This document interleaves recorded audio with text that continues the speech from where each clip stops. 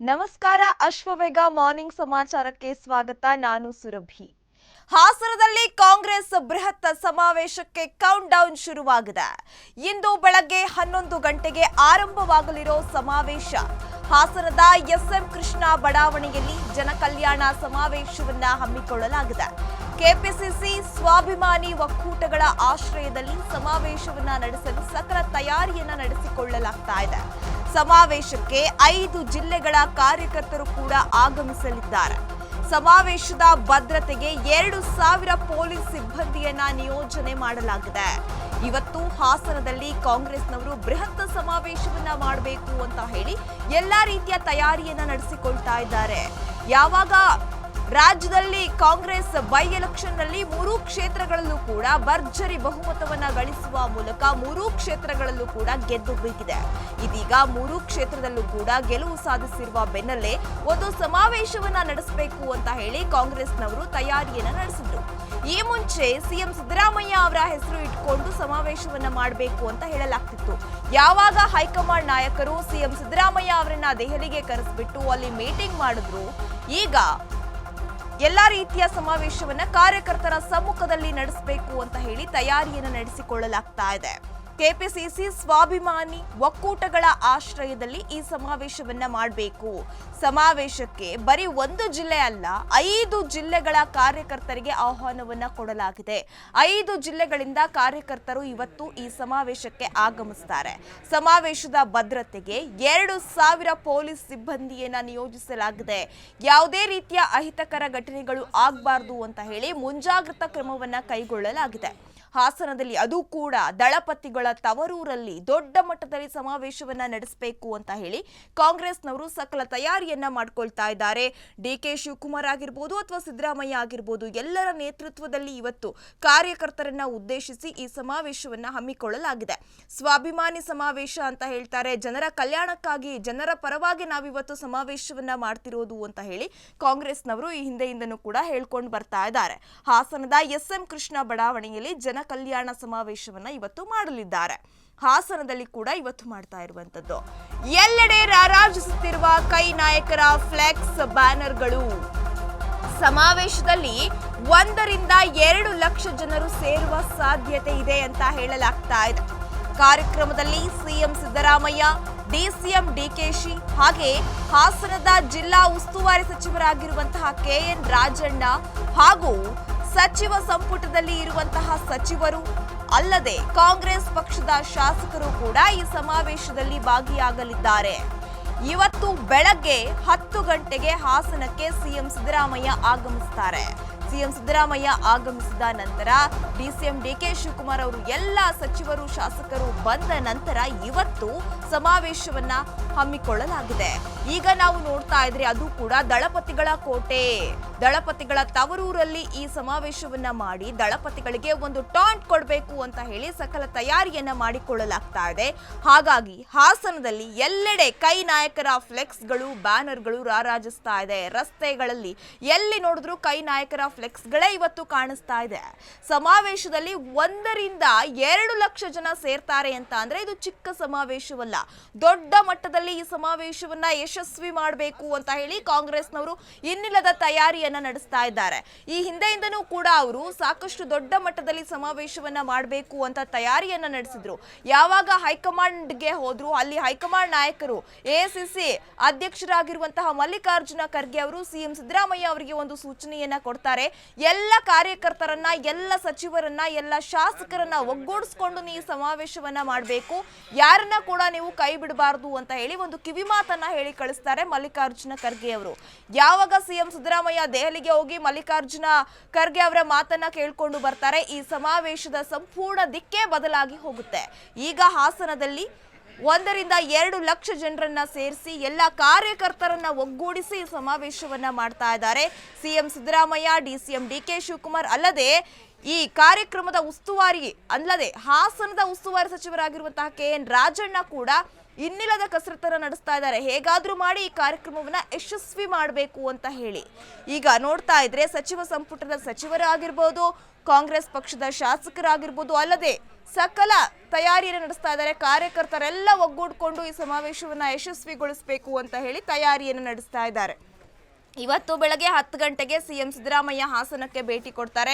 ಅವರು ಭೇಟಿ ಕೊಟ್ಟ ಬಳಿಕ ಸಮಾವೇಶ ಸ್ಟಾರ್ಟ್ ಆಗುತ್ತೆ. ಹಾಗಾದ್ರೆ ಈ ಸಮಾವೇಶದಲ್ಲಿ ಏನೆಲ್ಲ ಅವರು ಮಾತನಾಡಬಹುದು? ಜನರ ಕಲ್ಯಾಣಕ್ಕಾಗಿ ನಾವು ಮಾಡ್ತಾ ಇದೀವಿ, ಸಂವಿಧಾನದ ಉಳಿವಿಗಾಗಿ ಕಾರ್ಯಕ್ರಮವನ್ನ ಮಾಡ್ತಾ ಇದೀವಿ ಅಂತ DCM DK ಶಿವಕುಮಾರ್ ಅವರು ಹೇಳ್ಕೊಂಡು ಬರ್ತಾ ಇದ್ರು.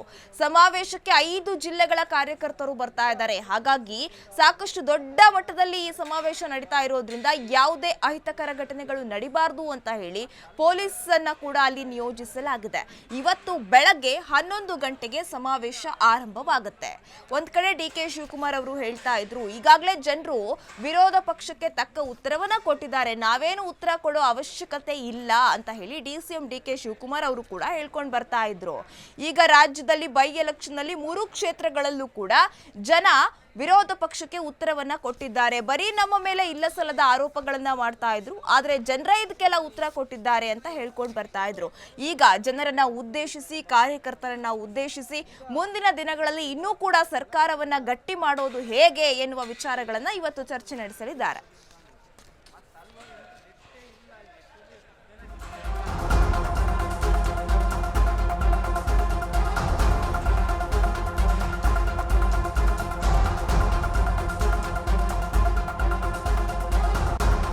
ರಾಜ್ಯದ ಬೇರೆ ಬೇರೆ ಭಾಗಗಳಿಂದ ಆಗಮಿಸ್ತಾ ಇದ್ದಾರೆ ಸಿಎಂ ಸಿದ್ದರಾಮಯ್ಯ ಅವರ ಫ್ಯಾನ್ಸ್. ಸಿದ್ದು ಫೋಟೋ ಪ್ರದರ್ಶನವನ್ನ ಮಾಡ್ತಾ ಇದ್ದಾರೆ ಸಿದ್ದು ಅಭಿಮಾನಿಗಳು. ವೇದಿಕೆ ಮುಂಭಾಗದ VIP ಪ್ರತಿ ಸೀಟಿನಲ್ಲೂ ಸಿಎಂ ಫೋಟೋವನ್ನ ಇಡಲಾಗಿದೆ. ಸಿದ್ದರಾಮೋತ್ಸವ ಮಾದರಿಯಲ್ಲೇ ಕಾಂಗ್ರೆಸ್ ಸಮಾವೇಶ ನಡೀತಾ ಇದೆ. 5 ಎಕರೆ ಜಾಗದ ವಿಸ್ತೀರ್ಣದಲ್ಲಿ ಬೃಹತ್ ವೇದಿಕೆ ಸಜ್ಜಾಗಿ ನಿಂತಿದೆ ಸಮಾವೇಶಕ್ಕೆ. ಸಿಎಂ ಭಾಷಣ ಕೇಳಲು LED ಸ್ಕ್ರೀನ್ಗಳನ್ನ ಕೂಡ ಅಳವಡಿಕೆ ಮಾಡಲಾಗಿದೆ.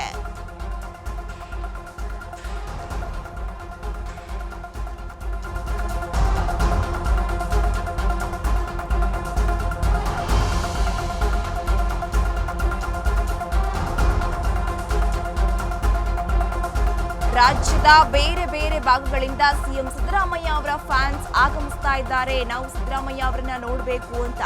ಅಲ್ಲದೆ ಸಿದ್ದರಾಮಯ್ಯ ಅವರ ಫೋಟೋವನ್ನ ಕೂಡ ಪ್ರದರ್ಶನ ಮಾಡ್ತಾ ಇದ್ದಾರೆ ಅವರ ಅಭಿಮಾನಿಗಳು. ವೇದಿಕೆ ಮುಂಭಾಗದ VIP ಪ್ರತಿ ಸೀಟಿನಲ್ಲೂ ಕೂಡ ಸಿಎಂ ಸಿದ್ದರಾಮಯ್ಯ ಅವರ ಫೋಟೋವನ್ನ ಪ್ರದರ್ಶಿಸಲಾಗ್ತಾ ಇದೆ. ಸಿದ್ದರಾಮೋತ್ಸವ ಮಾದರಿಯಲ್ಲೇ ಕಾಂಗ್ರೆಸ್ ಸಮಾವೇಶ ನಡೆಯುತ್ತಾ ಎನ್ನುವ ಪ್ರಶ್ನೆಗಳು ಕೂಡ ಇದೀಗ ಮೂಡ್ತಾ ಇದೆ. 5 ಎಕರೆ ಜಾಗದ ವಿಸ್ತೀರ್ಣದಲ್ಲಿ ಬೃಹತ್ ವೇದಿಕೆ ಸಿದ್ಧವಾಗಿದೆ. ಸಿಎಂ ಭಾಷಣ ಕೇಳೋಕೆ LED ಸ್ಕ್ರೀನ್ಗಳನ್ನ ಕೂಡ ಅಳವಡಿಕೆ ಮಾಡಲಾಗಿದೆ. ಯಾರಿಗೂ ಕೂಡ ಸಿಎಂ ಸಿದ್ದರಾಮಯ್ಯ ಮಾತನಾಡ್ತಾ ಇರಬೇಕಾದ್ರೆ ಅವರು ಕಾಣಿಸಲ್ಲ ಅಂತ ಹೇಳಿ ಅಭಿಮಾನಿಗಳು ಕೂಡ ಆಕ್ರೋಶವನ್ನ ವ್ಯಕ್ತಪಡಿಸೋದು ಸಹಜವಾಗಿಯೇ ಇರುತ್ತೆ. ಹಾಗಾಗಿ ಆ ರೀತಿ ಏನೂ ತೊಂದರೆ ತಾಪತ್ರೆ ಆಗಬಾರದು, ಅಚ್ಚುಕಟ್ಟಾಗಿ ಕಾರ್ಯಕ್ರಮ ನಡಿಬೇಕು ಅಂತ ಹೇಳಿ ಈಗ ಹಾಸನದ ಜಿಲ್ಲಾ ಉಸ್ತುವಾರಿ ಸಚಿವರಾಗಿರುವಂತಹ KN ರಾಜಣ್ಣ ಅವರ ನೇತೃತ್ವದಲ್ಲಿ ಎಲ್ಲಾ ರೀತಿಯ ಸಮಾವೇಶಕ್ಕೆ ಸಕಲ ತಯಾರಿಯನ್ನ ನಡೆಸಿಕೊಳ್ಳಲಾಗ್ತಿದೆ.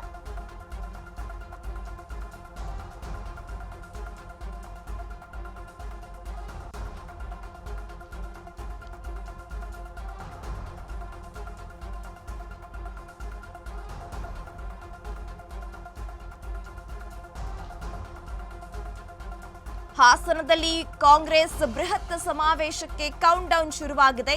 ಇವತ್ತು ಬೆಳಗ್ಗೆ 11 ಗಂಟೆಗೆ ಸಮಾವೇಶ ಸ್ಟಾರ್ಟ್ ಆಗುತ್ತೆ.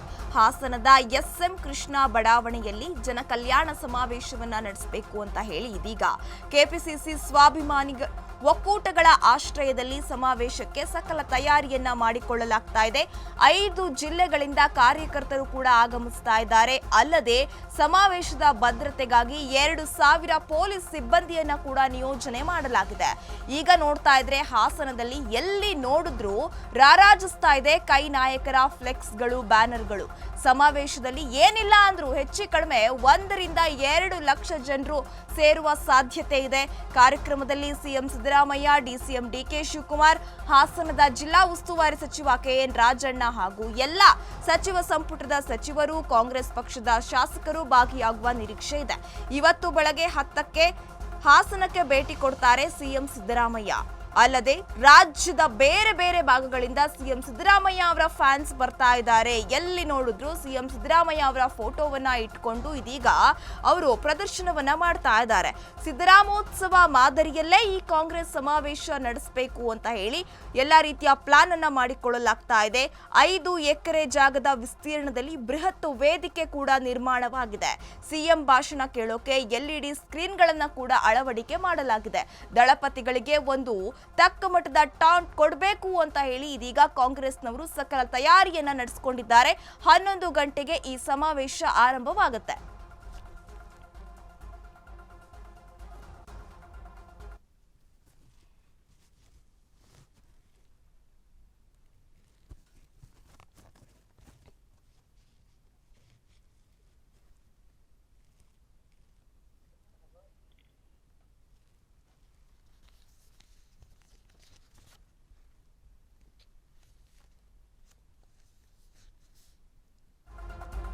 ಹಾಸನದಲ್ಲಿ ಕಾಂಗ್ರೆಸ್ ಬೃಹತ್ ಸಮಾವೇಶಕ್ಕೆ ಕೌಂಟ್ ಡೌನ್ ಶುರುವಾಗಿದೆ. ಇದರ ಕುರಿತು ಹೆಚ್ಚಿನ ಅಪ್ಡೇಟ್ಸ್ ಕೊಡೋಕೆ ನಮ್ಮ ಪ್ರತಿನಿಧಿ ಯೋಗೇಶ್ ದೂರವಾಣಿ ಸಂಪರ್ಕದಲ್ಲಿದ್ದಾರೆ. ಯೋಗೇಶ್, ದಳಪತಿಗಳ ಕೋಟೆಯಲ್ಲಿ ಇವತ್ತು ಕಾಂಗ್ರೆಸ್ನವರು ಭರ್ಜರಿಯಾಗಿ ದೊಡ್ಡ ಮಟ್ಟದಲ್ಲಿ ಸಮಾವೇಶವನ್ನ ಮಾಡೋಕೆ ಸಕಲ ತಯಾರಿಯನ್ನ ಮಾಡ್ಕೊಳ್ತಾ ಇದ್ದಾರೆ. ಹೇಗಿದೆ ತಯಾರಿ? ಯಾವೆಲ್ಲ ನಾಯಕರು ಆಗಮಿಸ್ತಾರೆ? ಇದರ ಕುರಿತು ಹೆಚ್ಚಿನ ಅಪ್ಡೇಟ್ಸ್ ಕೊಡೋದಾದ್ರೆ. ಈಗಾಗಲೇ ಏನು ಹಾಸನದಲ್ಲಿ ಸಮಾವೇಶ ಮಾಡ್ಬೇಕಂತ ಹೇಳಿ ಸಿದ್ದರಾಮಯ್ಯನವರ ಅಭಿಮಾನಿಗಳು ಮತ್ತು ಸ್ವಾಭಿಮಾನಿ ಸಂಘದವರು ತೀರ್ಮಾನ ಮಾಡಿದ್ರು. ಅದರಂತೆ ಇವತ್ತು ದೊಡ್ಡ ಮಟ್ಟದ ಒಂದು ಸಮಾವೇಶ ಹಾಸನದ ಇತಿಹಾಸದಲ್ಲೇ ನಡೀತಾ ಇದೆ. ಹಾಸನ ಏನು JDS ನ ಭದ್ರಕೋಟೆ ಅಂತ ಹೇಳಿ ಹೇಳ್ಕೊಳ್ತಾ ಇತ್ತು, ಇವತ್ತು ಆ ಹಾಸನದಲ್ಲಿ ಕಾಂಗ್ರೆಸ್ ತನ್ನ ಶಕ್ತಿ ಪ್ರದರ್ಶನ ಮಾಡೋದಕ್ಕೆ ಹೊರಟಿದೆ. ಇಲ್ಲಿ ಹಾಸನಕ್ಕೆ ಸಿದ್ದರಾಮಯ್ಯನವರು ಇವತ್ತು ಬೆಳಗ್ಗೆ 10 ಗಂಟೆಗೆ ಬರ್ತಾ ಇದ್ದಾರೆ. ಜೊತೆಗೆ ಏನಿದೆ ಸಿದ್ದರಾಮಯ್ಯನವರ ಏನು ಸಚಿವರು ಕೂಡ, ಮುಕ್ಕಾಲು ಭಾಗ ಸಚಿವರು ಕೂಡ ಈ ಸಮಾವೇಶಕ್ಕೆ ಪಾಲ್ಗೊಳ್ತಾ ಇದ್ದಾರೆ. ಈ ಸಮಾವೇಶಕ್ಕೆ ಸಂಬಂಧಪಟ್ಟಂತೆ ಈಗಾಗಲೇ ಸುಮಾರು 2,000 ಪೊಲೀಸ್ ಸಿಬ್ಬಂದಿಯನ್ನ ನಿಯೋಜನೆ ಮಾಡಿದ್ದಾರೆ. ಯಾವುದೇ ರೀತಿಯ ಅಹಿತಕರ ಘಟನೆ ನಡೆಯದಂತೆ ಇವತ್ತು ನೋಡ್ಕೊಬೇಕು ಅನ್ನೋ ಉದ್ದೇಶದಿಂದ ಪೊಲೀಸ್ ಇಲಾಖೆ ಕೂಡ ಸಿಬ್ಬಂದಿಯನ್ನು ಆಯೋಜನೆ ಮಾಡಿದೆ. ಜೊತೆಗೆ ರಾಜ್ಯದ ಜಿಲ್ಲೆಯ ಜನತೆಯಲ್ಲದೆ ರಾಜ್ಯದ ವಿವಿಧ ಭಾಗಗಳಿಂದ ಸಿದ್ದರಾಮಯ್ಯನವರ ಅಭಿಮಾನಿಗಳು ಕೂಡ ಆಗಮಿಸ್ತಾ ಇದ್ದಾರೆ, ತಮ್ಮ ಸಂಭ್ರಮಾಚರಣೆಯನ್ನ ಮಾಡ್ತಾ ಇದ್ದಾರೆ. ಎಲ್ಲೋ ಒಂದ್ ಕಡೆ JDS ನ ಭದ್ರಕೋಟೆಯಲ್ಲಿ ಹಾಸನದಲ್ಲಿ ಇವತ್ತು ಕಾಂಗ್ರೆಸ್ ಸಮಾವೇಶ ಮುಂದಿನ ಬರುವ ತಾಲೂಕು ಮತ್ತು ಜಿಲ್ಲಾ ಪಂಚಾಯತಿ ಚುನಾವಣೆಯಲ್ಲಿ ತನ್ನ ಪ್ರದರ್ಶನವನ್ನ ತೋರಿಸಲಿಕ್ಕೆ ಸಜ್ಜಾಗ್ತದೆ ಅಂತಾನೆ ಹೇಳ್ಬೋದು. ಸುರ್ಭಿ, ಯೋಗೇಶ್, ಹಾಗಾದ್ರೆ ಇಷ್ಟು ದೊಡ್ಡ ಮಟ್ಟದಲ್ಲಿ ಆಗ್ತಾ ಇರುವ ಸಮಾವೇಶದಲ್ಲಿ ಯಾವ ಒಂದು ಮುಖ್ಯ ವಿಚಾರವನ್ನ ಪ್ರಸ್ತಾಪ ಮಾಡಬಹುದು ಅಂತ ಅನ್ಸುತ್ತೆ? ಇದರ ಕುರಿತು ಹೇಳೋದಾದ್ರೆ. ಈಗಾಗಲೇ ಸಚಿವರು ಮತ್ತೆ ಏನು ಮುಖಂಡರು ಕೂಡ ಹೇಳಿರುವ ರೀತಿಯಲ್ಲಿ ನಾವು 3 ಕ್ಷೇತ್ರಗಳಲ್ಲಿ ಜಯಬೇರಿಯನ್ನ ಸಾಧಿಸಿದೀವಿ, ಅದರ ಸಂಭ್ರಮಾಚರಣೆಯನ್ನು ಕೂಡ ಇದೆ. ಜೊತೆಗೆ ಏನು ನಮ್ಮ ಗ್ಯಾರಂಟಿ ಯೋಜನೆಗಳಿದ್ದಾವೆ ಆ ಯೋಜನೆಗಳನ್ನ ಜನತೆಗೆ ಮನವರಿಕೆ ಮಾಡಿಕೊಟ್ಟು, ಜೊತೆಗೆ ಮುಂದಿನ ಏನು ಚುನಾವಣೆಗಳಲ್ಲಿ ನಮ್ಮ ಕ್ಷೇತ್ರ ಜೊತೆಗೆ ನಮ್ಮ ಪಕ್ಷವನ್ನ ಭದ್ರಗೊಳಿಸೋ ಕೆಲಸವನ್ನ ಮಾಡ್ತೀವಿ ಅಂತ ಹೇಳ್ತಾ ಇದ್ದಾರೆ. ಒಟ್ಟಾರೆಯಾಗಿ ಎಲ್ಲೋ ಒಂದ್ ಕಡೆ ಕಾಂಗ್ರೆಸ್ ಇವತ್ತು JDS ಭದ್ರಕೋಟೆಯಲ್ಲಿ ಜನರನ್ನ ತನ್ನ ಕಡೆ ಸೆಳ್ಕೊಳ್ಳೋದಕ್ಕೆ ಈ ಒಂದು ಶಕ್ತಿ ಪ್ರದರ್ಶನವನ್ನ ಮಾಡ್ತಾ ಇದೆ ಅಂತ ಹೇಳ್ಬೋದು. Surabhi, okay, thank you Yogesh ತಮ್ಮೆಲ್ಲ ಡೀಟೇಲ್ಸ್ಗೆ.